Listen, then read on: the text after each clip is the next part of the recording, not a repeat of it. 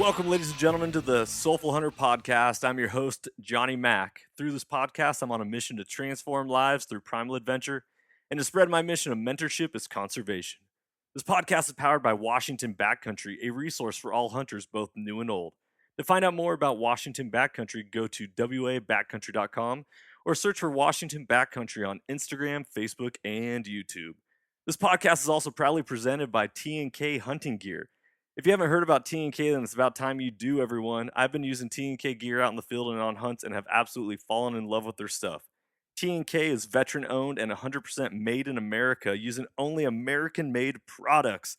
All their gear is covered under a lifetime warranty with no questions asked. If it breaks or fails, they will fix or replace it for free. T&K is your resource for bino harnesses, bow slings, and a lot more amazing gear. For more information about T&K hunting gear, go to their website at hunting.com. That's TANDK hunting.com. Or you can find them on Facebook and Instagram. Hope you guys enjoy this episode. Don't forget to leave a review from T&K and the Soulful Hunter. Freedom on and stay soulful. All right, ladies and gentlemen, welcome back to another episode of the Soulful Hunter podcast. On today's episode, we're diving into everything spring bear. We got Tony, two-shot Tony over here. What's up? we got the legend Doug, also known as Douglas. And to my left, we got the commander, Clint himself. You know it. From Revol Entertainment. So we got everyone here that was a part of the bear hunt, and we're just going to tell you guys how it all went. Tony shot his very first bear ever, and him and I both shot our first spring bears. Doug came along. He was we got an opportunity to mentor him, and he's going to tell a lot about his story. And then Clint was the man behind the camera for a lot of it, and just, well, if you follow us along on social media, you can see all the high-quality content that Revol Entertainment's pumping out, and it's pretty awesome. Make sure to go follow him and check it out. But, guys, thanks for coming and joining us. Yeah, good to be here. Heck yeah, it is good to be here. Hey, before I interrupt, did we just give Doug a nickname? The Legend? Yeah, Is the that his new legend. nickname? I think Doug is the I like legend. that. I think that's pretty Wow. sticky. I like that, Doug. We've That's been sticky. known here within the Washington Backcountry family to everyone earns the nickname. And so we got, the Commander Clint, Two-Shot Tony, which if those of you who do not know that Two-Shot's nickname is already Two-Shot, you're going to find out real quick through this episode. He really lived up to it. Story unfolds. And then, the legend Doug. Legend works. I like it. So, Doug, we are going to be following along on his journey, and we're actually going to do another podcast later this fall talking about his journey as a hunter, and we're going to get into that within the show. So, without further ado, let's get started. Dude, first time ever spring bear hunting. Yep. Have you ever spring bear hunted, Clint? I have never spring bear hunted myself, but I have been out on bear hunts, You've just been not on- in the spring. Okay, so Tony, you and I first time. Yeah. Doug, you've never even been bear hunting. No, never. Dude, No, never even seen a bear in the wild. man. Now how many have you seen? 7. Yeah, Seven. within 1 weekend. Yeah, 3 days. Yeah, very quick and awesome. So, all right. So here's how the hunt went. Tony and I drew tags. We talked about the power of manifestation, speaking positive, and really claiming what we want. I was at the Western Hunt Expo and telling all these different organizations and companies, be like, listen, I'm gonna draw a spring bear tag. I'm drawing a spring bear tag. It's gonna happen. And then I went into it with 5 points. In the state of Washington, Tony only had 2 points, and they average out the points. And I was like, dude, you're bringing me down, bro. I asked for permission first. You were like, let's do it. Yeah, we're putting in as a team. And so end up drawing the exact tag that we want. First choice, good to go. And here we are. Coronavirus strikes, so we can't do any preseason scouting. We can't go out on public land because they shut it down. We have to figure out what timber company land is open, all of that jazz. Not even knowing if they were going to reopen the season. Yeah. Because they closed it down and then, Yeah, so it was like Heartbreak City, man. just horrible. But all good stories have a wonderful ending. We're going to get to that. So you heard the first episode about the first weekend of spring bear. Going back, Tony and I decided that we could have gone to a different location where one of our fellow buddies, Josh, him and his partner drew spring bear tag for the same unit. They were seeing bears all over the place. Turns out, and Josh is probably going to listen to this episode, he's going to be like, oh, man, I think that they were spotting a lot of bears, but like really far away. And so, correct me if I'm wrong, Josh. Why don't you send us a message here at the Soulful Hunter? But by the time that they were making moves on these bears, they couldn't find them. Yeah. They're disappearing into the dark timber and sayonara. But for us, and so I talked to Josh, I was like, I don't want to take your spot. And he was like, well, I don't want to give you my spot. But at the same time, I wasn't very confident in finding bears where we were the previous week. Mm-hmm. But then going into a hunt, it's the bear rut. The first couple weeks of June, last tail end of May is the rut for bears. The boars are looking for some females. They're trying to get fresh. And so just like any other animal, for those of you who are unfamiliar with how hunting works, hunt the females during the rut because the Right. males will show up. Correct. So we go back Thinking with to a different head. yeah, right. So we go back to our first original spot because it's like, okay, well, we saw a female, we saw a beautiful sow, Mm. Big. the biggest bear I've ever seen. Yeah. Belly Um, dragger. Yeah, Yeah. she was close to dragging that belly. That Real- was awesome. real nice. Real nice, Clark. So we see this, and I'm like, okay, well, you know what? Screw it. We've done this all on our own. Let's go back to the spot where we saw a bear. It's our scouting. Everything's led to our story. On the way over, we listened to a podcast. What podcast was that? Was that? Oh, that's right. It was the Soulful Hunter. It was a Soulful Hunter podcast where it was the Art of Masculinity with That's right, that's Johnny right. L. Sasser, where we talk about the power of manifestation. Like, hey, we're filling 2 bear tags this week. It's going to happen. Yep. I don't know where your guys' headspace was at for that, but I was like, done. It's already, Yep. I thought it was great. I know it put Tony in a really great spot.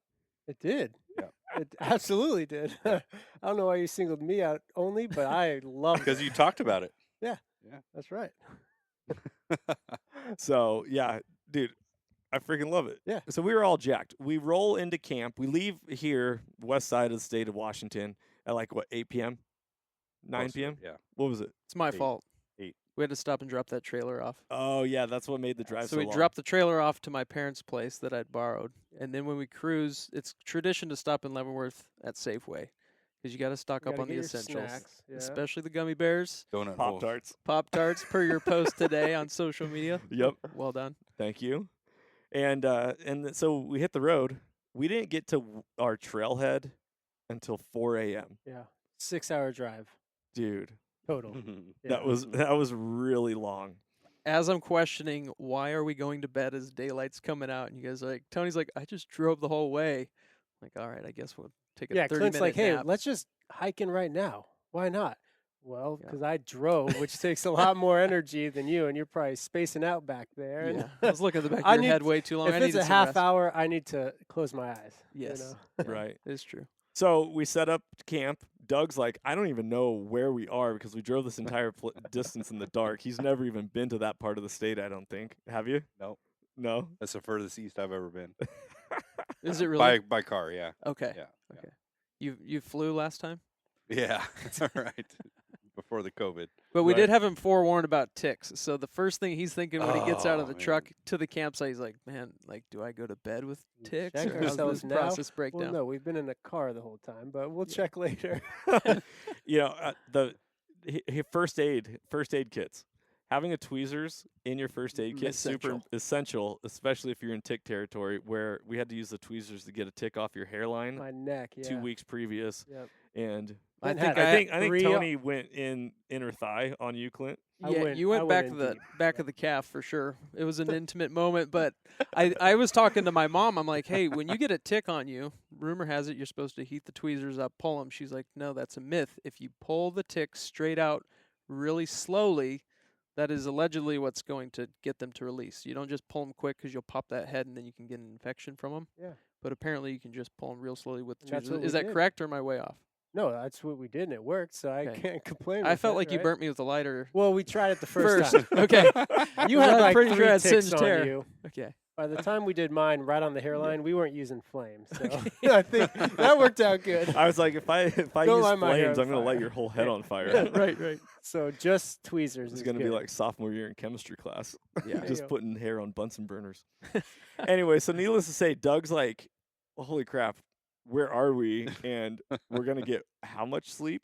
Yeah. So we set up. We get there at 4 a.m. I don't know how long it takes you to set up your guys' tents or whatever, but I was like, 4:30. I was ready to hit the hay, and set my alarm for 6 a.m. Yep. Nothing like a good 1.5 hours until you wake up and hit the trail, ladies and gentlemen. And I didn't set an alarm. I just put earplugs in, and I'm like, Johnny's gonna wake up with the biggest smile and voice that'll charm all of us. We'll be all fired up. So You usually Very pop out of soulful. the tent. You got the camera pointing right in your face. Yeah. Me pointing at you, or vice versa. yeah, But it I was think you got me on that it one. was so much fun. So we hit the trailhead and we hike in 6 miles divided by 2, so about 3 miles. Yep. Really is to where we called Morel Mountain because the previous time we just Yep. it was we probably how much money in Morels do you think we picked on that previous trip? I think we were talking. It was between $20 and $40 a pound Yeah. for morels, and we had filled up an entire waterproof. The little air Yeah, compression those bags. were like a Stuff 3-liter sacks. bag. Yeah. That was a legit full bag of morels, and we caught it in that perfect window because when we went back with Douglas, we're talking all these morels up, and there wasn't jack squat for We got like morels. 6. In 2 weeks' time, they had already. I guess they Shriveled up. shrivel down Yep. and almost go back into the earth. I don't know Yeah, exactly if they get feet and walk off somewhere different. they But go back to where they came they had from. me fooled because I was devastated when we didn't have all those morels for dinner. Still 6 more morels than I've ever seen. Yes. that's There you go. See, and this is where the mentorship starts. It's like, hey, here's morels. This is what they look like. How do you know that's morel? It just is. The way it is. Trust me, eat it. It'll make you feel great. In a book. Right. It turns out we actually didn't see any bears. Just Doug was high on mushrooms the entire time. That's not a morel. Yeah. So we hike in 3 miles. I didn't really, being there before. 3 miles doesn't really seem like that much of a No, distance it to felt cover. like a breeze compared to last. Doug, you've been hunting before. Covering that much miles with a full pack, it's like, what? Expected? Yeah, I mean, it was steady uphill. There, it was steady incline the whole way. But Mhm. yeah, it was expected. Yeah. With only an hour's worth of sleep, it was different. Plays a little bit of a Good. mind game on you. Yep. Yeah. And no coffee. No coffee. Ooh. Nothing. So, yeah, we hike in 3 miles. We're talking about turkeys. We see some deer on the way in, all that. We get to our spot, and we're like, okay, well, this is where, it seems like this is probably a good campsite. Well, we You know, glassed like, for a little bit. da-da-da-da-da. We were quiet, I think. Semi-quiet. I probably used the wrong terminology by telling you guys you sound like elephants when you're walking because I hunt with so many different people. Yeah. And I told Douglas this. Everyone's got a different strategy or tactic on how they approach certain areas. For me, I'm like the ultimate tiptoer, or I've been yelled at enough times as a camera guy, like I always get the blame. So I'm thinking in If my the camera head, guy messes up the hunt, you got to be you are in extremely trouble. quiet or It's you're gonna never get the yelled at. hunter's fault. Never. Never. And I'm okay with that. But in walking into those circumstances, I'm like, these guys are walking pretty loud. Yeah. I'm just gonna say something. Don't want to step on toes, but then you guys, once you get within that short distance, you're like, okay, we're coming up on a meadow or a looking glassing point. Then you get your game face on, and you start to quiet down. Yeah, I have a habit of, like, being mission focused. Where it's Yes. like, okay, I'm going to Feet, get to my feet. destination, Yeah. and then Yep. I'm going to Yep. go into hunt mode. Yep. Which the hunt starts as soon as you shut the car door quietly, and then you're Yep. in territory. You can see a bear or an animal anywhere. Yeah, and you can probably create the hunt to be as difficult as you want. If you want to go further backcountry, you can make noise the whole way there, or if you want to start quiet Yeah, and hit the ground hunting right away, it's yeah. optional. Yeah. So let's kick off the story about the bear hunt. We hear it. hike in 3 miles. We got Doug. Doug's like, I hope we see some animals. Yeah. Who knows? Like, what was your thought going into it? I mean, I kind of knew from the atmosphere in the truck on the ride out that we were going to have success of one way or another, especially you guys putting in the effort and checking the area out a couple weeks before or the weekend before. Mm-hmm. But I've been on enough hunts where actually I've been on all my hunts and not seeing anything except for a grouse. So I would expect. That's what I was kind of expecting, right? My bar was pretty low, right? Perfect. Okay. So We're already yeah. winning. Yeah. So, but just even in that experience of what it took to get out there the first day was much more effort than I've ever put out. Driving the night before, hour of sleep on the trailhead at 6:30 in the morning. So Well, you get out what you put in. That's what Amen to the that. whole world goes around on that, right? yeah, most of the hike up, I was just thinking about coffee too. Yeah. Tell me about it. So I love me speaking some of coffee, Tell me we about decide that we're going to get to our place where we're camping Yep. at Morel Mountain. We're going to set up camp. We're going to make coffee. We're going to glass, and then figure out, depending upon, like last time we went, it was all fogged in, so we couldn't glass very well.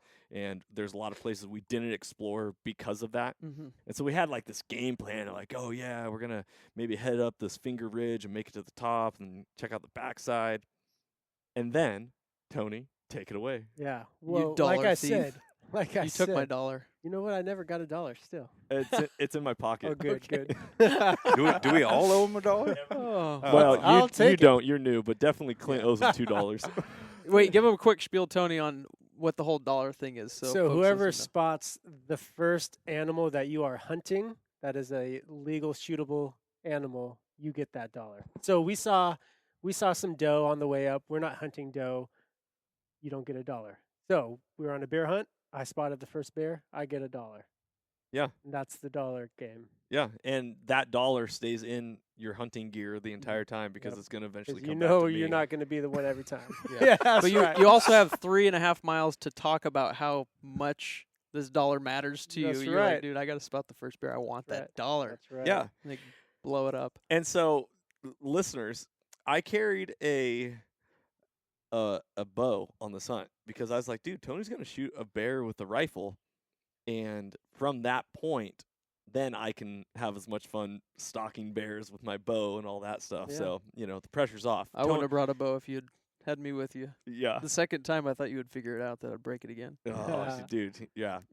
Those of you who, I don't know if I shared that on the No, first I don't think podcast. You You can did. throw me under the table. It's my fault. You just admit brought it up, so you're already under the bus. So- Sidebar. well. Go ahead, real quick. Sidebar. We can go sidebars all day on this podcast. But Yeah.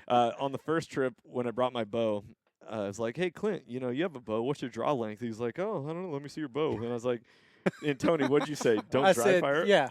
I said, I don't He said, know "Don't if dry that's a fire" as good soon as I was in idea. full And, draw. and I and I was like, "Nope, my and- draw and length I'm- doesn't match." And yours. I'm looking at Johnny the whole time, like, are you gonna allow this? Like, and I was What's in shock because I happening was right like, well, now? this guy obviously he has a bow, so he should know that Yeah. you don't dry fire. And he pulls it back, and I'm like, and then he lets it down, and wing, yeah. strings jump the cams. And you have a 90% let off, so that's something unique that most archers do not have, or at least most archers that I've been around. Yeah, it's kind of new with the new PSE bows and their Evolve Okay. cams. I mean, it's a fantastic setup, especially if you're trying to pull your bow back and hold for an elk coming in and the long yeah.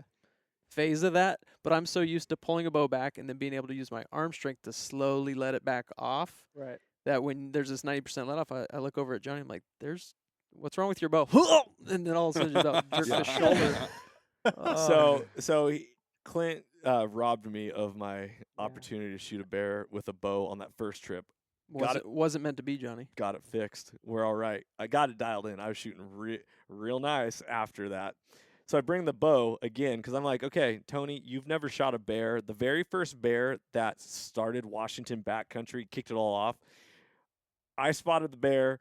Tony couldn't see it. He handed me his rifle. He was like, here, take my rifle. And I just start sprinting down the trail with my Birkenstocks on, pull up at 30 yards, track down this bear, shoot it, bam, death moan. Tony, I was like so in the zone. Yeah. Tony apparently was like on my heels the entire time. Dude, I was yelling in your ear, shoot it! Because at this point I saw it when he had it up. Like, he saw it before me, obviously, but he drew the gun. I go, shoot it! Johnny had no idea I was yelling Dude, at him. I was so Like, he was just, I spot I on, locked man. eyes with that Yeah. bear, Awesome. and was it nuts. was just like destiny. what a cool experience. Fast forward 3 years, Yep. because that was in 2017 when Washington Backcountry got established. Here we are, spring bear hunt. I'm like, Tony, I want to return the favor. Shoot this bear with my rifle. and I'm going to bring a bow. Mhm. You're going to shoot a bear. It's going to be awesome. Yep. Take it away, Tony. So we get to our camp and we have glassed a little bit. So we know, okay, there's no bears around here. We would have seen it already. Let's set up coffee. Let's have some breakfast. We haven't had anything to eat yet since the hike. So we're making a little more noise, starting to make coffee. And I look over to a hillside and I go, there's a bear.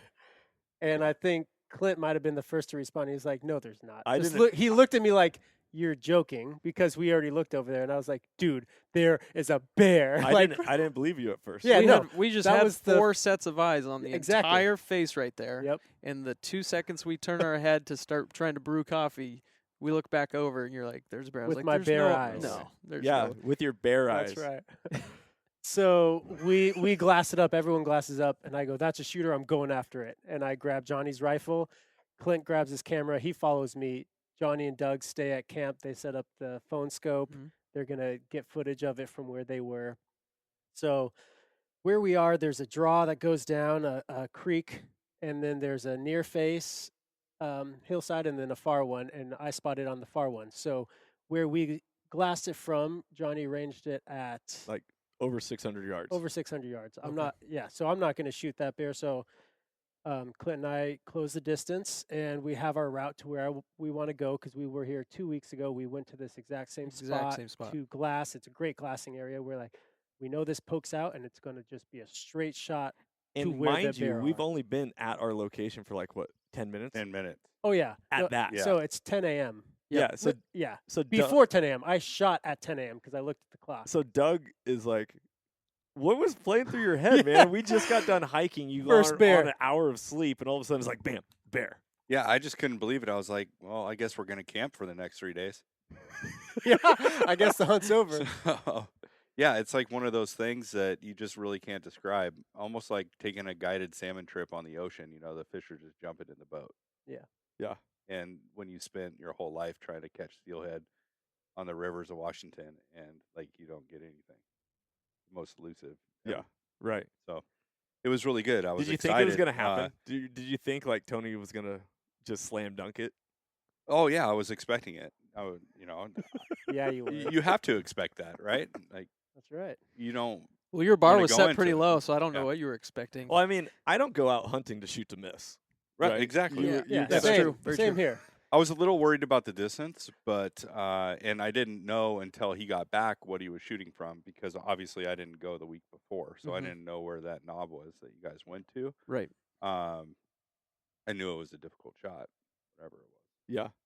Yeah, and a lot of times, you guys will see it in the footage when we post it out for you, but I refer to it as a spine. So you got this nice little Mhm. overlook point, and I'm always telling these guys, when you walk out there and you got kind of a little bit of a rock face, if you just go that extra 20 yards and take a peek down there, a lot of times that's where you'll end up spotting some game. It just always happens when I go hunting that way, or when I'm out filming somebody hunting that way. You got to go that extra 20 yards just to take a little peek, One more peek. and it's half the time they're always down there. Yep. So you're like, wow, I'm on the phone scope. You're filming. Yep. Is your heart rate just going? I think it was a good enough hike over there. So the hike got my heart rate going, but I think I had enough mental space to calm my nerves to get to the point. So the journey to where we knew we were going to shoot from, I was calmed and concentrated and ready to go. The moment I sat down to get set up, I was like, oh man, I'm not hiking anymore, but what is happening? Like, Yeah, they that- definitely shot up. I think we did a good job playing out too. Because I'm always trying to play the backseat Yeah. coach, having been through those circumstances a lot. I'm like, Tony, you got time. It's not going into the thick trees in the background. Like, it Which looks like it's going to walk it the was- face of the hill. It was moving. Yeah. So I sat down, getting ready to shoot, and I was Mm-hmm. sitting because I was like, I don't know if I have a ton of time. But then it started slowing down, so I was like, okay, I got some time. And Yep. Clint's like, you got time. I'm ready when you are. Let me know. He had the camera recording, Mm-hmm. so I'm sitting over, kind of hunched, and I'm sitting on a rock, and I was like, I really would like to be laying prone right now. Yeah. But I don't know if I have enough time. And then so I'm sitting hunched over. Man, I'm not really comfortable. Maybe I should lay down. No, I'm already here. I just gotta go for it. So from where I'm sitting, I range it at 420 yards. And we are running a Tacticam FTS system, which is a film through the scope camera. Mm-hmm. And so everything you're seeing in your scope, you can film it. And so you can see the bear in the crosshairs. Super cool system. It Yeah, and honestly, I recommend it if you Oh, want a video man. through your scope. So we have all the footage and we looked at it and it's awesome. Yeah. We love it. The downside for what happened with me is that so it sticks out a good 2 inches from the scope. So it's a little closer to your head and you mess- like to bury your head in the scope. Yeah. I want to see the full picture. So I'm a lot closer.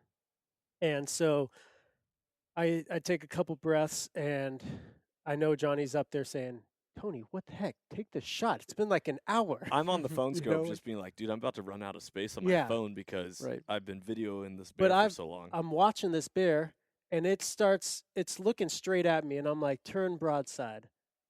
Because that's what I've seen and that's what I know. I haven't shot a bear yet. So I'm like, okay, turn broadside. And it doesn't turn broadside. It's feeding. Eventually it's going up the hill, turns broadside. Okay, here's my shot.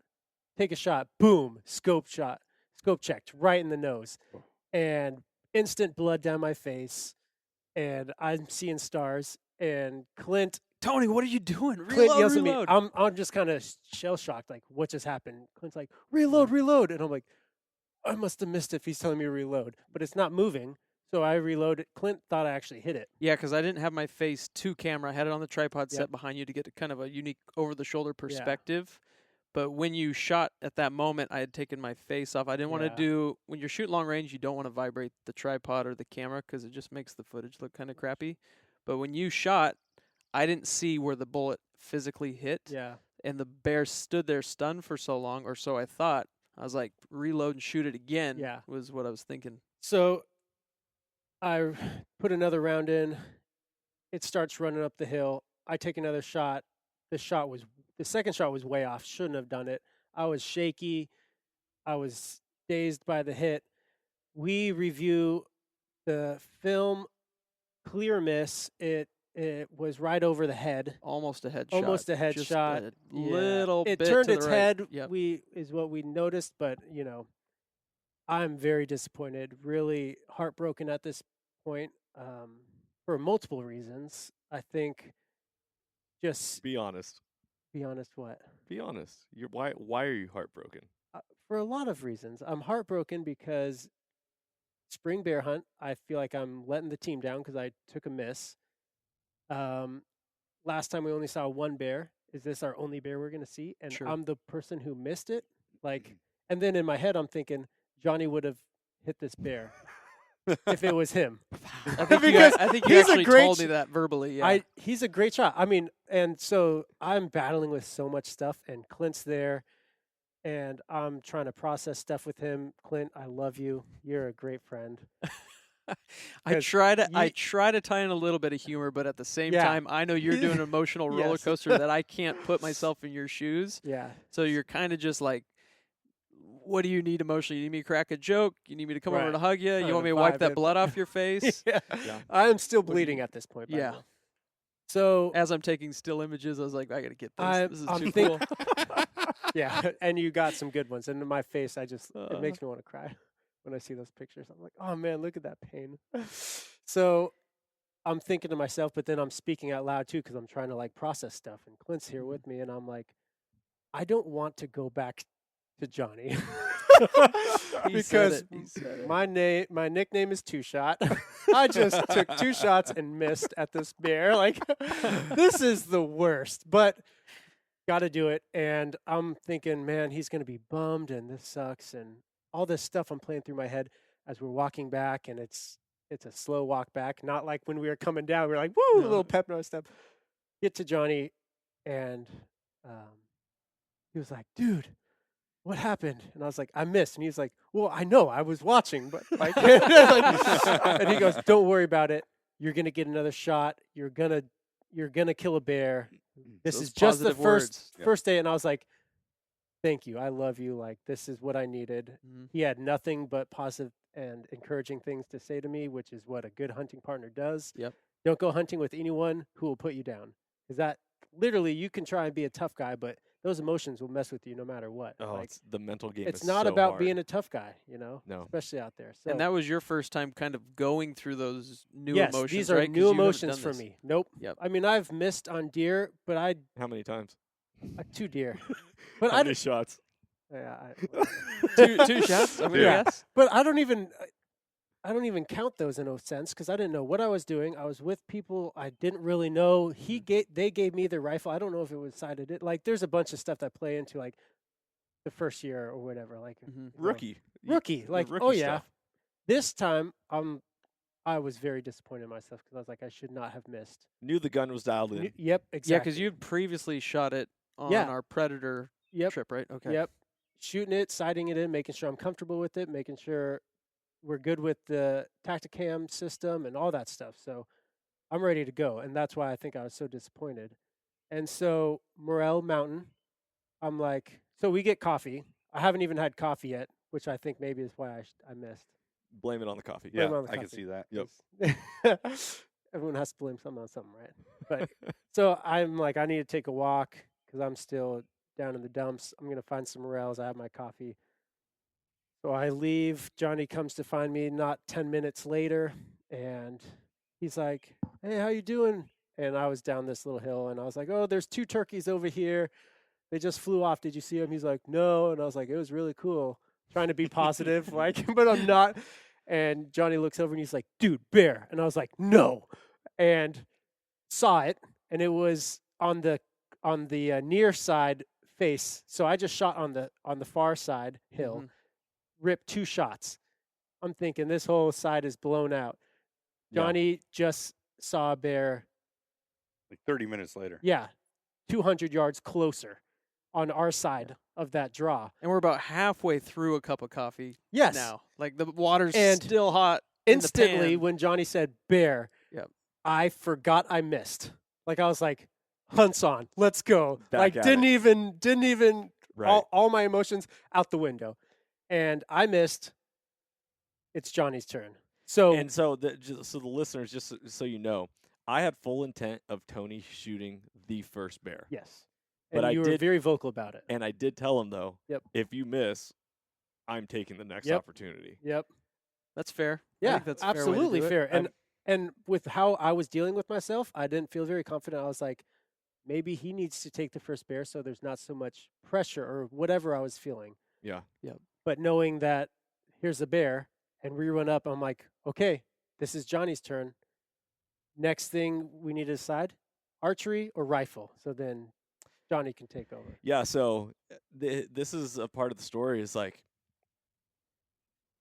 I've been manifesting a color phase bear this entire time. Mm-hmm. I'm like, been telling him previous weeks, I'm going to see a chocolate color phase bear. I'm going to come downhill on it at 40 yards and shoot it with my bow.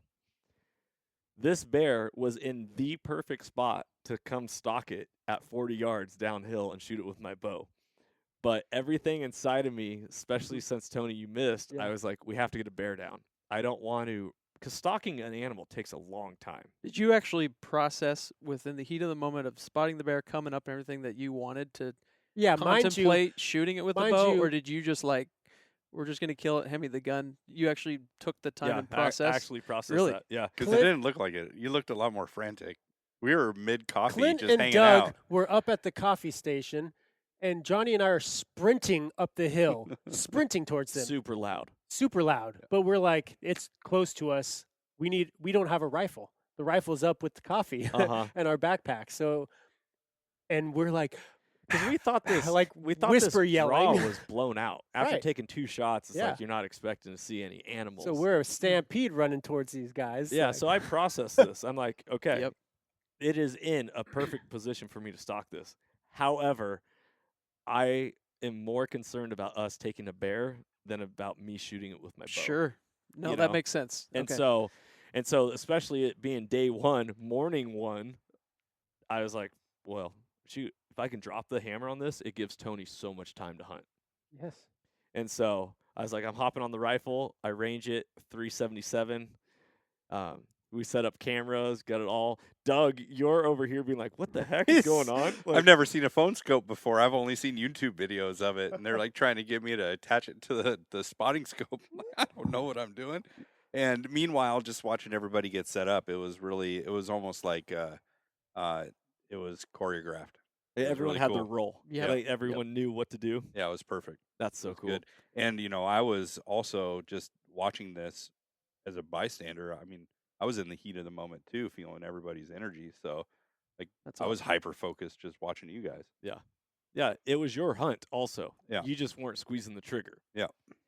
So it played really well too because we just took Tony's experience, took all the positives and negatives, and come right over to you, and we're like, lay prone, don't sit upright. Yes. Make sure you don't scope yourself. Give yourself a little more eye relief. Take a deep breath. Let it walk out in the open. Let me get more footage. That's always my slogan, Well, right? Let me get more right, good footage. right. And what's amazing too is I'm watching John. So we just sprinted up this hill. Mm-hmm. Now he's got to shoot after this. So Right. I set up a camera that's facing him, to a view of him, and I'm watching his belly, and his body's expanding and contracting so much that I'm like, oh my gosh, Johnny, you need to chill out. And then he's about to Fired up. shoot because he has shot and practiced so much that he. Like his body just calms down, and all of a sudden his breaths are smaller, and I'm like, he's about to shoot, and it's just like, wow, that was incredible to watch. And those of you, know, who it's are like- here in this podcast, if you want to actually see that video, it's on our Instagram Yeah. page at Washington Backcountry. You can see How getting you prone. Oh, calm you're steady, down and you're steady, steady. like after sprinting and calming your heart rate and your adrenaline, like that's awesome. that's It awesome. was awesome. It's cool to watch. Yeah. What a cool. So you get in the zone like that. So Yep. get prone. I see this. It's a color phase bear. Beautiful bear. Oh man, Beautiful bear. 377. I'm like, okay, Tony just got scope checked twice. There's blood on the scope. There's actual As his I blood hand the is rifle to Johnny, and on there's the scope, blood on it. and I'm like, okay, blood brothers, here we go. But I get prone. I knew I was actually going to go prone regardless. 'Kay. So I get prone, get set up. I see this bear, and I say to myself, dead bear. That bear. Dead Spoke bear. it out loud. I spoke it out loud. Why I'm laying there prone, and because power of words, man. Yeah. You, You're training me. I've even gotten better in Well, just the yeah. time spent with you to start using my words more wisely. well, think about it. You're a father, right? yes, sir. What if you looked at your kids without saying it, and in your head you're thinking, "I love you," but you never say it to them? Sure. Mm-hmm. You know, the power of words. Right. It's powerful. So I'm like, dead bear, and you're like, wait till it steps out so we get better footage. And I'm like, yeah, obviously, here we Duh, go. Clint. Okay, Commander. Which I loved. Oh. I loved because so You many have no- times if you're trying to film Dude, something and you cameraman. don't actually get a good video of it. Oh, you don't have a clue how many times I've gotten barely anything because people can't Barely. wait. Yeah, see the pun? I did that on purpose. Oh, But it's so often when you're trying to film something, it's a whole different animal trying to do it, get good content, and then shoot because you have this special tag. You've worked really hard Yeah. to get that tag. You're like, camera is secondary to Yeah. actually shooting the animal. So you kind of have to take the back burner. I'm like, let them shoot. It is what it is. But if I have the opportunity and I can sweet talk someone, I'm like, just give me a little bit more time. I Sweet talk 'em. promise you, once you rewatch the footage, it's a lot more fun to enjoy and share with people. Yeah. So that's just my take on it. So I just always try to Yeah. plug that.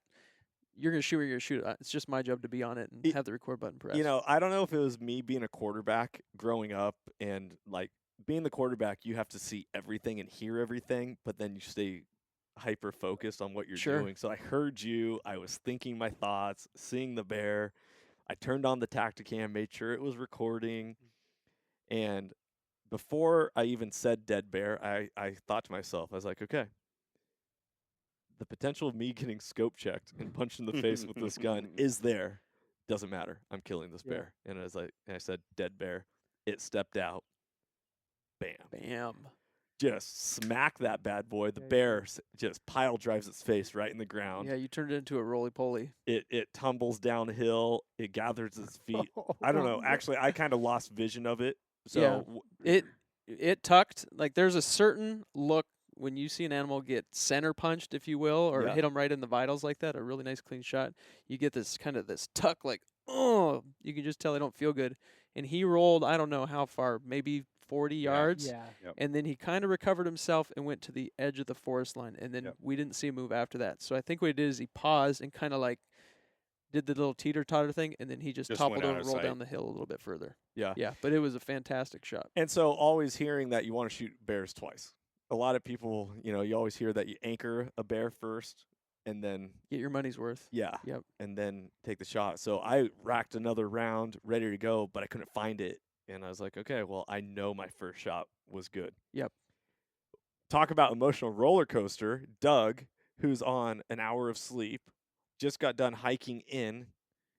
You go through the emotions of spotting a bear, shooting twice and missing it, the downhill of like, oh. Yeah. All of a sudden, we're back on a bear. Yeah. So I shot at 10 a.m. Johnny shot at 11:30 a.m. Yeah. An hour and a half window. Hour and a half window. I mean, I wasn't even done grieving for Tony's shot before. Thank you. We- I appreciate that. I'm grieving for you, and going through those emotions with Tony and watching him recover and have some good group talk and get out of that, and then spotting another one and going after it and getting a good shot on it. It was, Yeah.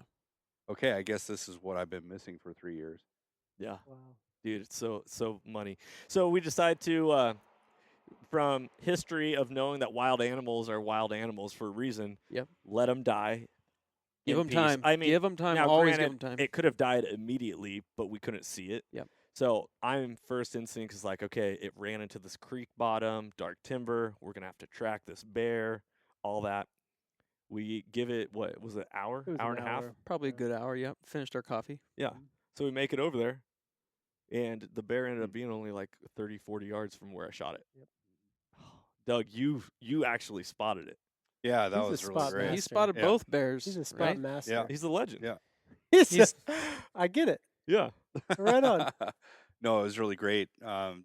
Just walking over there with everyone and going down the hill, trying to find where we last saw it, where Clint and I last saw it, and 'cause I think you took your eyes off of it after you shot.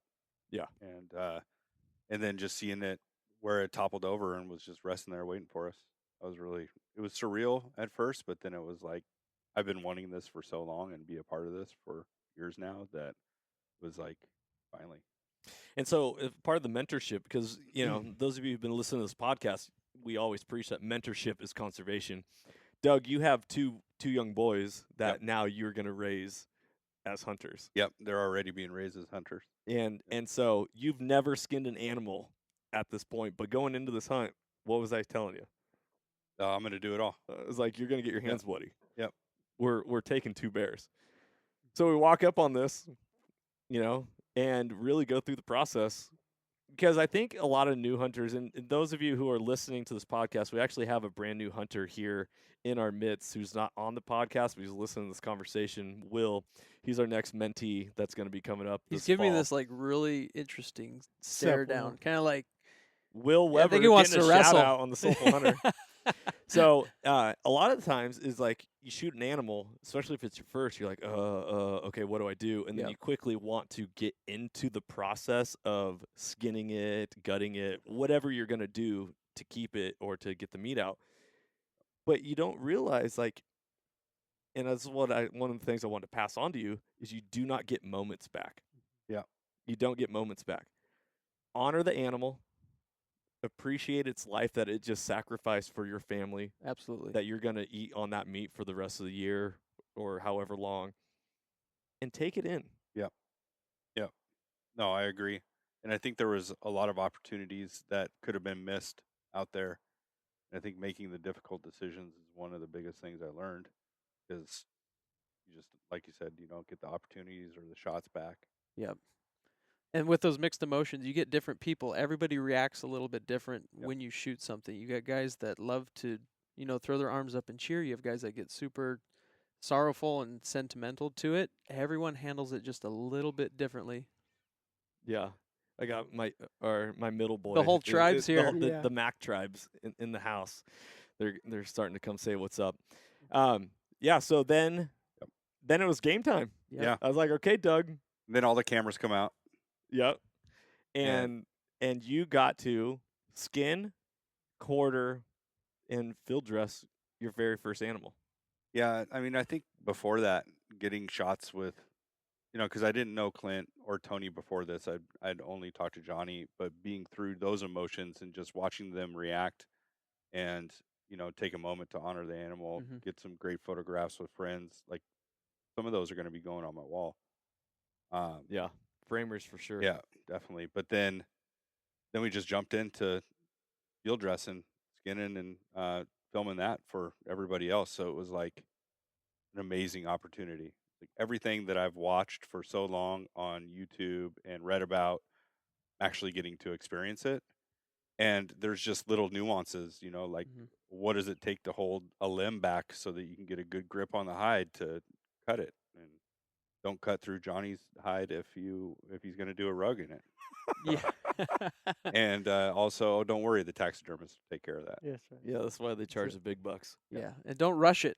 Yeah. Those blades are dangerous, especially when you have more than one knife in it. Yeah. So don't rush those cuts. And to go along with the don't rush it, you don't realize that more often than not, you're tired by the time you actually get to the animal. Yeah. We were Emotionally and physically. both right. We didn't have breakfast. We didn't have coffee. We're low on sleep, even though it's a noon recovery, and usually it's think about shooting it at last light, and then all of a sudden going into like 1 a.m. when you're Yeah. doing this in the dark. Taking your time, slow down, enjoy it. Mhm. So let's move forward because this podcast could go on for hours and hours and Yeah. all that stuff. Yep. We end up breaking it down. We get back to camp, celebrate. We're like, woo, bear down. Yep. Tony, you're back up on the gun. And but we're like, okay, so there's been 3 shots ripped in this canyon. We now have also gone into it, been very loud celebrating, getting all jacked up, first color phase, first spring bear, tags filled, all that. We develop a plan of what's happening. Take it away. So we decide to try and hike a little bit further in, see if we want to change camp, go a little further, check out different area that we didn't see 2 weeks ago. And so that was our plan right after Johnny's bear. And we get over there, see what we see, and then talking as a group and making a plan, we decide we are going to hike back to where I had shot from with Clint because it's closer to the camp. You can glass all around, even though we thought that little area was blown out. Mhm. Possibly the bear I missed circled back around, went down to the bottom, and maybe might come back up, or maybe just hang down at the bottom on another side that you couldn't see from camp. So we're like, oh, let's just hang out in the evening time over there. The wind was in our favor, so that was Yes. one of the things. Is like we're gonna drop back This- down lower. This makes the most sense, yeah. So it was a group effort, like, yeah, okay, that's what we'll do for the evening. Then we'll maybe go somewhere new tomorrow. And so we start hiking to where Clint and I were earlier that morning, where I took a shot and missed. And that was the exact spot we were going to sit and glass from for the evening. Before we even made it to that area where we wanted to glass from, we spotted a bear. I spotted a bear. You spotted I spotted bear. another bear. And it was on a different hillside, different bear, feeding out of that draw from the very bottom. That was just a heavy creek. Like all the bears were hanging out there, Mhm. It was crazy.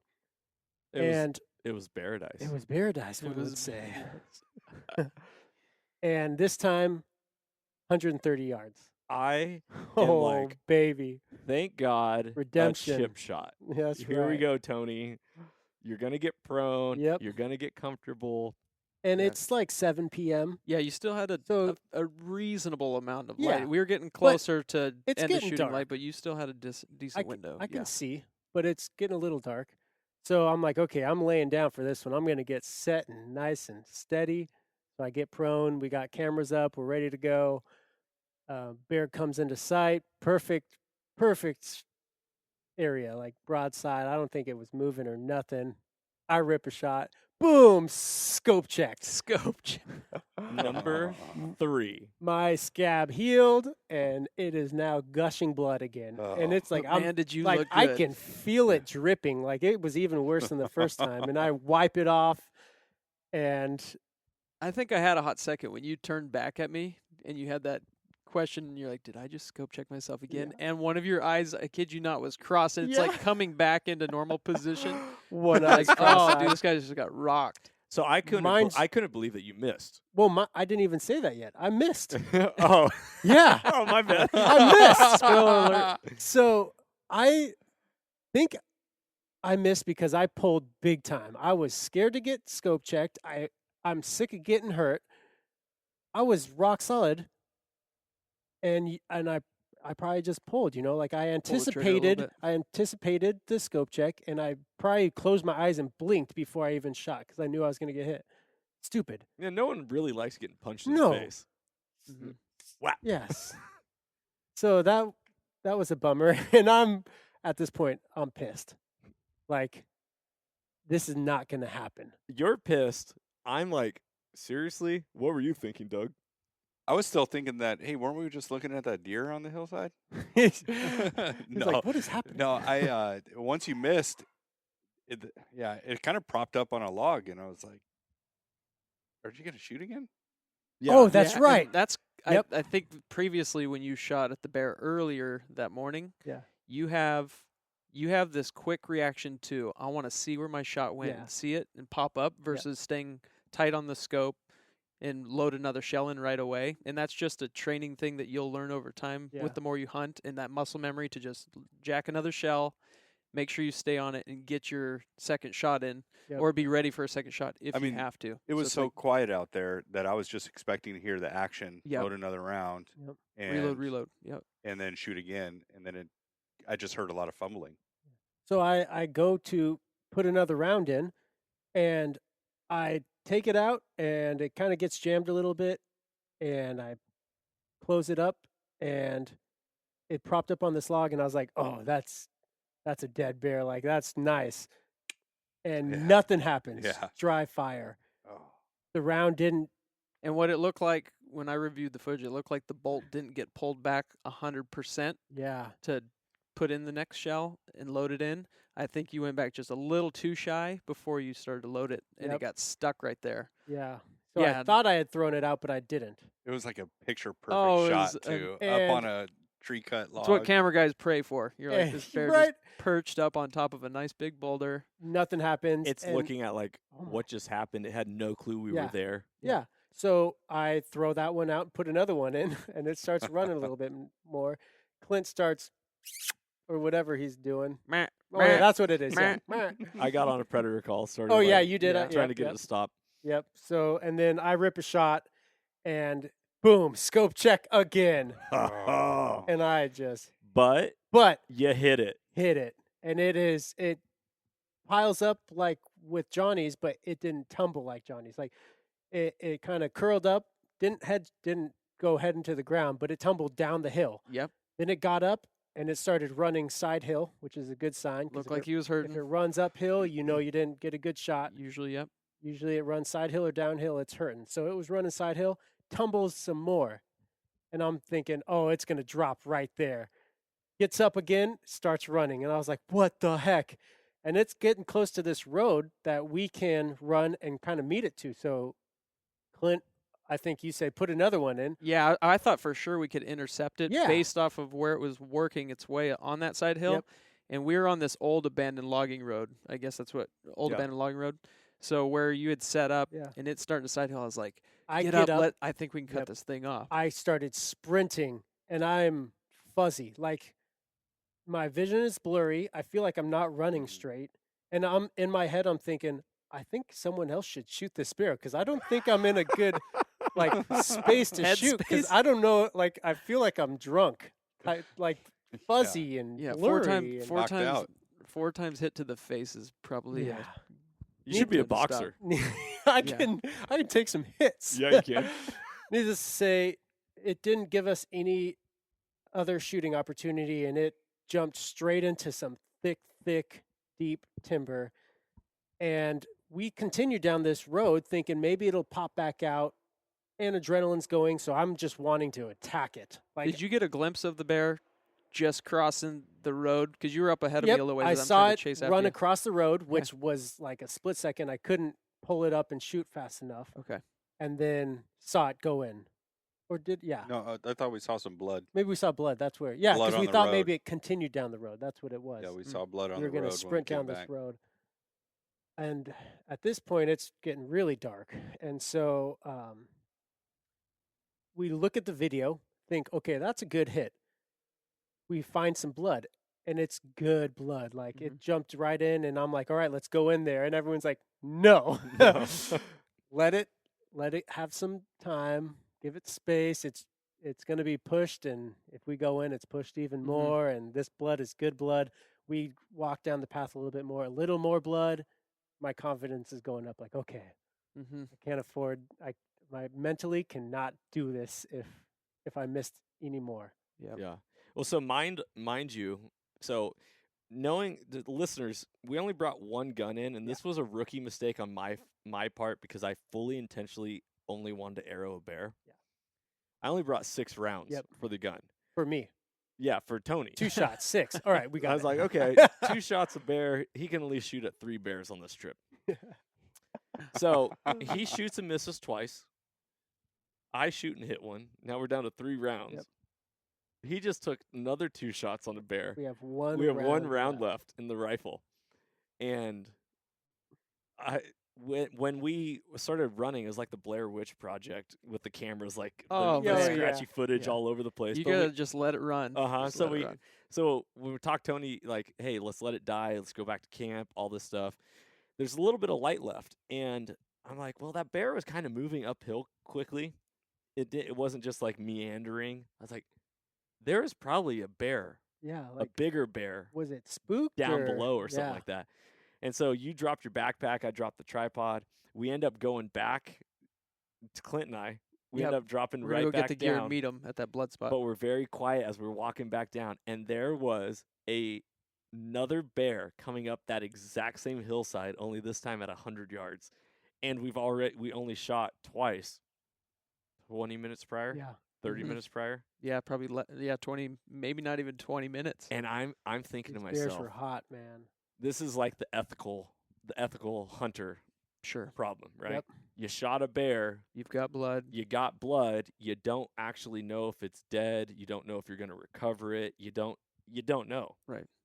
But here's a bear at 100 yards. We got one more we got one more round. And it's like, do the right thing. Yeah. You don't shoot. You gotta put forth. And we were probably pushing shooting light at that point, right there. It's better to hold off. Peace of mind. Yeah. I was gonna say, if you recover that bear and then you shoot this bear, it's gonna eat at you like crazy. Man, you're not gonna feel right. Yeah. You're just not gonna feel good about it. So it's like, hold off. A, make sure you have better light. B, we've got good blood trail. We're feeling confident. Yeah. We're gonna let that bear just sit. Well, that and you are 2 shot, and we only had 1 shot left. So the potential of like things going really sideways. Yeah, you really jinx yourself then. Yeah. So we go back to camp. We let that bear walk. We've now seen 4 bears or something like that. Yeah. I don't know. I'm losing track of that point. And we haven't even gone probably more than a half mile from Morel Mountain. Right. And day one still. Day one. Day one. I shot at 2 bears. 5 shots. Yeah. Total in this same draw. Could have shot again. And we go back to camp. Now, one thing I want to say is that Clint packed an onion into camp because we knew. Gotta have the onion. We knew we were going to be eating bear meat. Of course. On this hunt. And he wanted to pack an onion and to do a little. Onions make everything Thank goodness you did. Fantastic. Thank it's you just so much. That was probably the best thing I've ever eaten. You can cook bear meat and you can really enjoy it and you can be in the high of that moment. But if you bring that onion, I'm telling you, it just adds icing on the cake. Yes, all you listeners, if you ever want to eat some of the meat out in the field, you got to pack an onion, sacrifice the weight, and just go worth for it. It is worth it. So Tony, you're like, oh crap, my bear's in the woods. Yep. Doug, you're like, holy smokes, we just have what seen a day. Yeah. Yeah, and it was like polar opposite from at the end of the night than a 12 o'clock noon recovery, right? And even the conversations were different. The noon recovery was like, hey, let's wait an hour and we'll go take a look, see what's going on. there was so many more factors in it. I think it was starting to rain a little bit too. Yeah. Well, the Um, forecast showed rain. or forecast showed for rain. midnight. And Yeah. like I've never blood trailed before, and now looking back at what it took to track and find blood, it's like it would have been impossible to go back in that dark timber with headlamps trying to find it. So it was really good to see those conversations and playing out the scenarios, and being there for last light as well, because that's something that I've never done. I've always been talked into or talked myself into going back to camp early. And if it wasn't for your bear and the first shot Tony had, everything that we saw around there was after 8 p.m. Mm-hmm. So it was like a key hour to be out. Yeah, the golden hour. And Right. and there's a little difference too, where Johnny shot his bear and pretty much tumbled and rolled like a sack of potatoes. This bear had some time to run, and when we were all standing there at the end of that blood trail, or where the blood trail started, Yep. super quiet, I was like, there's the possibility of hearing a death moan. So bears will oftentimes let out a death moan when they're kind of giving their last breath. Mm-hmm. We didn't hear that, so that didn't reassure us that the bear may not be right in there or may not be hit bad enough. So we just need to give it time. Yeah. And it's probably hard on Tony's Oh, factor man. trying to sleep at night. The whole way back to the camp, I was like, Yep. "Man, Tony's not going to sleep. That's tough. Tony's not going to sleep." And so one thing, I want to, talk about being vulnerable and going through new experiences. We hiked back in the dark Yeah. Yeah. in Pitch black. pitch black, knowing there are bears in our area. Wolves. Yeah. And we're in wolf territory. We saw Yeah. tons of Ton huge of wolf wolf tracks. Yeah, and they're in better shape than I am, so I was behind. So I was like easy Bear bait, pickings. baby. But that I was bear bait. You told me that was your first time. That was like, the first time hiking dark. in the dark. Yeah, and I mean, I felt pretty confident because I had more people around me. But there's definitely an element of vulnerability for Mhm. sure, and nervousness. Yeah. Yeah, and it's just the unknown. I mean, but that's anything. A lot of people can be nervous of the unknown in any situation in life, but that is what makes you grow as a person. Absolutely. I was so freaked out of bears on my very first bear hunt. Like, I was hanging food and I was laying in my tent at night thinking, I hope that a bear doesn't come into camp. And I'm like, wait, no, stupid. If a bear comes into camp, I'm going to shoot it because that's why I'm here. Yeah. I was freaked out. It wasn't until I actually shot that bear that it all of a sudden, like, I conquered fears and Mhm. overcame and really Yeah. grew as a human and as a man. And I could only imagine what it was like for you.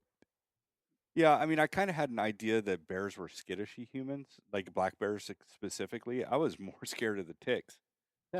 Serious, like I didn't want those creepy crawlies on me, and also those big wolf tracks out there. Yeah. Yeah.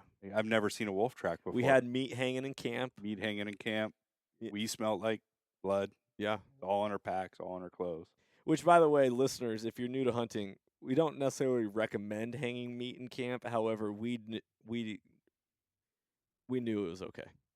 There's enough action, and we were causing a big enough ruckus that. Or it's more about, even if you just want to make it less tempting, get the meat up high, get it where you can cool it down really well. Right. But most of the time, you also have your human scent around, and they Mhm. are wild animals. Most bears or wolves or things, they're going to try to avoid you more than they are going to try to come and sniff you out. It's different if it's a local bear that's used to going to the typical dumpster and hearing Yeah. voices all the time. He's not as threatened by that. But when you bring a human out into their wild environment, they want nothing to do with you if they can avoid it. Yeah. Yeah. So Yeah, it was a hard walk back because I was like, man, let's just go look for it. oh yeah, like everything inside you was But like, we shot a bear. Why are we Yeah. not going and recovering it? yeah. Yeah. I mean, I understood and done enough, like listening to people's Mm-hmm. podcasts, but never actually being in the situation. That's why it's so important to get out into the field and experience this stuff one Yeah. way or another, because you could watch and read all you can, but until you have some hands-on experience, and I'm really grateful and blessed that I have you guys to help me out with that. We're honored.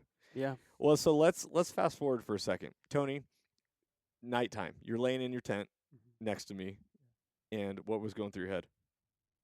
I was exhausted from the day and from driving that night before. I was seeing images of bears running. First of all, like I could not get these bears out of my mind. Um, I think that I was nervous that I wasn't going to be able to recover this bear. Um, from the confidence level, probably from earlier that day, and the bear not dropping where it was. It was 130 yards. It should have just dropped. I shouldn't have missed to where it had enough time to run. All these things playing through my mind. Midnight comes, like right around midnight, and it starts to rain on the tent, and I'm thinking, you've got to be kidding me. So Will, sitting here listening to this podcast live in person, blood trails are horrible in the rain because the rain washes away the blood and you can lose. It hadn't rained for a long time before that, so everything was dry and great, and it was going to be awesome. Let's find this bear. Boom, rain. So next morning, We marked first blood on Onyx, and so we knew exactly where it jumped into the woods. And I went in first. We started tracking blood. Lot of blood. There's some rain. It was very heavy, so it wasn't like it was in the open field to where it all got washed off, but there's little raindrops on stuff. And I'm thinking, man, and everyone was thinking it's gonna be right in here. It's gonna be it's not going to be very far. not gonna be very far in here. Look at all this blood. Well, it wasn't very. I mean, like it was further than what we thought. So let's keep going. Then we're on our hands and our knees, and we see blood. Maybe 10 minutes go by, can't find another drop of blood. Mm-hmm. We split. Someone always stays at last blood and then gets down low, looks for paths of where it could have ran, send people different ways, being careful not to go right in the middle to not mess up any blood, but you're around the outskirts looking for blood on your hands and knees. And no one finds blood for 10 minutes. So I'm like, what the heck, man? Like my stomach's turning. Like we didn't get it. And then someone yells, got blood. And I'm like, oh, thank you, Jesus. Yeah. Every like little sigh of relief, and then we find more blood. Hour goes by, nothing. And we're tracking on Onyx. So you know how long you've been going, you know how far you've been going. And 3 hours go by of tracking blood, and maybe 3/4 of a mile, I think is what it was. Quick question for you. Yeah. What are some of the things that you picked up still being newer to hunting and not have done a lot of blood tracking? What are some of the little details you can tell all the listeners about the signs that you pick up? Not just maybe blood on a leaf, but what are some of the other things you look for? So other things you look for would be like broken branches, turned over leaves. So if it looks like it's not touched, but then there's an odd turned over leaf the other way, look that direction, because that stem could have been broken and just broke it enough to where you see something. The other thing is oftentimes blood will be underneath on the bottom side of leaves as well, because then they walk and they push it over. So then the leaves are pushed over to the backside, and then the blood rubs, and then they are reset, and then you don't see the blood unless you look underneath. Yeah, even a little bit higher on the bush too, Higher because up. they'll walk over the bush and push it down, and then that bush will spring back up. Yep. Or it can help you decide. You can tell which side the blood's coming out of them, or the height of maybe where you placed your bullet based off of the animal. If you have a good guesstimate on how tall the animal was or size wise, then you can determine if it was more of a vital shot, low gut shot. Yep. So that's always a nice way to pick up some signs too. Yep. Yeah. So we end up going all day. Yeah. Tracking this bear. We end up finding it. Yep. It took Doug. forever. Courtesy of Doug. Doug once again spots the down bear. Man, seeing a black pelt on the mountainside is like, it just sticks out like a sore thumb. It's even darker than a shadow. Yeah. And that's what just drew my eye. I was just walking through and I caught that black, and it was like, buried good under a tree. Like, Yeah. I think it was tucked in. That's where No, you it want to was- look. it was tucked in. It's not going to die in the open if it can. And you're not picking out a full head or a full body, even when you're spotting them. Like, I hear that often for people. Hey, when you're looking for deer, elk, or bear, you need to like maybe look for the whitetail or something else. You're not going to see a full head or something like that. So, like, that's something my eye was not trained for. Yeah. Yeah. And having a happy ending like that, you don't Yeah. always get that, especially when you're tracking for that long. You start losing hope. It gets discouraging. But I Dude, your think eyes get so tired yeah, after you get looking for the fatigued. tiniest little drops of blood. I mean, Yep. you can say on your knees, but you're literally on your knees turning over leaves in a forest looking for one drop of blood. Yeah. Some of those I couldn't even believe we found it. Yeah. It's a persistence game. But And when it it is also really like is. process of elimination, like Tony said, you have a person sitting at last blood looking at different directions, paths of least resistance for this animal. Mm-hmm, mm-hmm. Right, it's only going to go in so many different directions, and it's wounded, so it's not going to go uphill. Yeah. It's going to go downhill.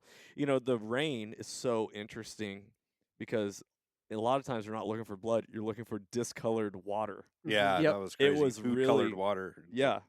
Cool. So we get the bear. Tony, you shot your very first bear. Yes. You walked up on it.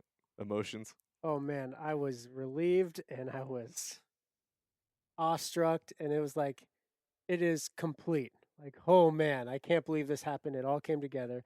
We are tagged out. We've been speaking this into existence for how long? And then You know it. this is the first animal that I've harvested with Johnny, who is my original hunting Mhm. partner. That's It- awesome. It It was powerful. That is great. it was powerful. Like, it took way too long for me to, because I've been there for harvests that you've gotten, but you've never been I there didn't get for to return mine. the favor. Yeah. Yeah. So I mean, that experience alone was powerful, and a feeling that I can't even express. He didn't even physically make it over to the bear before he laid down. He's like, hands on his face, like, oh yes. Yeah. That was cool. So, you get the bear. We both tag out. Yeah. I mean, I don't want to steal any thunder. So if you want to share anything No, you- about it, but we get it. We're good to go. Doug, you just saw 2 bears get killed. A lot of other bears we Yeah. saw. Even packing out we ended up seeing another bear. So it was like oh, that's right. Yeah. if you could plan a hunt for somebody, a simulated hunt, and have every scenario available Yeah. from easy recovery, long shots, emotions of miss, tracking an animal in the rain, trying to sleep after the shot. I don't even think you could recreate a hunt like that. I'd be and buying have it tags be for those experiences. Yes. Yeah, it's like yeah, it was amazing the amount of experience that was packed in one hunt. Yep. And fortunately, I've been unsuccessful for the past 3 years, so I know that's not what to expect at every single time. But it also gave such enlightenment on every single aspect. All the way down to the camaraderie between your hunting partners and the motivation that you need to push each other Yep. and to be out there when the time's right. Absolutely. yeah. Man, so Yeah. incredible. Yep. Doug, you got to pack out your very first meat. You got to Yeah. process two animals, Yep. but you got to pack out meat for the very first time along with your entire camp. Yep. I don't want to put words in your mouth, so tell the listeners what you said to me on that pack out. Do you remember? I do. It left a lasting impact with me. You said physically that was the hardest thing you've ever done. Oh Oh, yeah. yeah. I Yeah. remember you hearing Yeah. that. That was Embrace never- the suck. Yeah, I've never had more. So, okay, I'm a fair weather guy to begin with. I am not as in shape as you guys, but I've been trying to work out for a while now and get in a little bit of shape. You're still sexy. I've only had my child, The legend. yeah, the legend. I've only had my children on my back. And so to put 80 pounds on with camp and help him bring out this meat with, new friends that we just met and going through all this stuff through steep terrain. And I'll have to say, like, we had an option packing out. The rain was coming in. We had an option to take the easy way out and just go down the road. But this is another point of you don't get to recreate these shots or these moments again. And it only took Clint and Tony saying, hey, let's go to this ridge, get some shots, and then we can just go straight down the hill. And it was a lot harder of a hike down, but the shots that came out of it and the footage, it paid for itself in pain. But yeah, it was a really hard. And then Paid for it just itself in started. pain. It just started Love it. raining buckets. oh my. Like Cats and okay, dogs. it's one Cats thing and dogs. carrying down this weight and then all of a sudden it's just a torrential downpour. I'm Thunder like, and lightning. Skies open. okay, up. I don't think I even said really one word when we got to the logging road back to the truck. I was just like, just go. There was some Just good Garth Brooks Thunder Rolls Yeah. acapella going on Yeah. there. Yeah. Oh, Tony thunder sounds- and lightning too. It Ooh. was yeah. Tony sings great. I not so much. I thought it sounded pretty good. I So- can't- It got me got through some it. bare necessities in there. Yeah, you gotta have the bare necessities. So now I'm okay with ticks. I'm okay to hike in the rain. I'm okay to hike in the dark. I'm okay to sleep with, processed animal in camp. It's like You're if okay it to wasn't hike out heavy. hike out heavy, yeah, if it wasn't for this trip and this experience, not that I question myself, but I now when I go on my hunts, whether it's with you guys or with other people, I know what it's going to take and I know I can do it. And we didn't share a tent yet, though. no, So yeah, you remember the motto? little spoon, big spoon, but Oh I my was gosh. confused because I had my I'm gonna own have to edit tent, this so out. I didn't get it. I will not say it then. I will not say it. Oh man, you listeners. Yeah, we'll leave it at that. Yeah. So Doug, like, you got to find out not only all like the hands-on stuff, but also we actually talked a lot about like why this specific area held bears. Yeah. Why it's Yep. holding animals, what's drawn them in, all that stuff. Yep. 'Cause Yeah, you- now I can, go and look at my own hunts and pick out my own areas. And so Doug drew. But I think, also, I don't know who your fan base is, but your platform that you have, that mentorship is conservation, I am not going to go there and take my friends to that spot, and I think the barrier to entry is often, uh, people have a hard time teaching people how to hunt because they think that they're going to need to give their spot away, right? But if you give them the knowledge, then they can find their own spots. And Mhm. I mean, if you choose your partners right and the people you work with, then they will do that. I'm not going to say that that's never going to happen, but Well, Um, and I think a lot of times people kind of like the lessons learned of Clint drawing back my bow. Yeah. Right. I Yeah. knew he should not have dry fired my bow. I knew that he shouldn't have drawn it back without an arrow knocked, all this stuff. Right. He had a bow. But it still happened. Yep.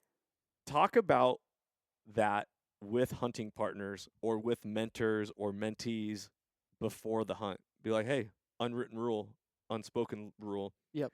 You're not allowed to come back here, not because you're taking ownership of it, but because to make the growth as a hunter, you have to be able to overcome some hurdles. You can't just be spoon fed. Yeah. Yeah. Because without that, Yep. all the rewards really diminish. And we had a great conversation in the field about that. I think we even filmed some of that.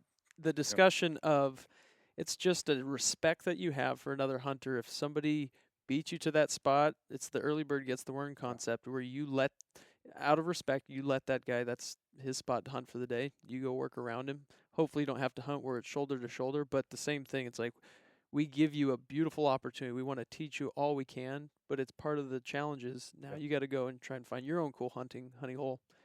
and I think those things need to be taught from day one. Yeah. So there's Yeah. no confusion. Yeah. And that's why we're teaching it from day one. Yeah. I But love I it. definitely think it's just a nice thing to do. It's proper etiquette in the hunting industry where people respect that space, but at the same time, don't take it for granted when somebody's going to take you out, teach them all the cool The area. knowledge is and worth way more than Go taking and apply it. somebody's spot. Right, right. Yeah. Well, so wrapping up this podcast, we got Will here. You can't hear him. You Iron can't Will. see him, but he's here. He is the next one up on deck as far as we're taking him out on a hunt. Doug, you drew a very special permit that is going to allow you the opportunity to shoot your very first deer. We're going to follow you along on that. Hey, and then- congratulations. Hey, We're thanks at a lot. Vashon Island. nice. Yeah. Yeah. Pretty close. So not It's that far it's to the drive. same tag that I got to shoot my very first deer on last year. So excited And about that's that. been an experience itself, that process already, just in the few days that I've known about it.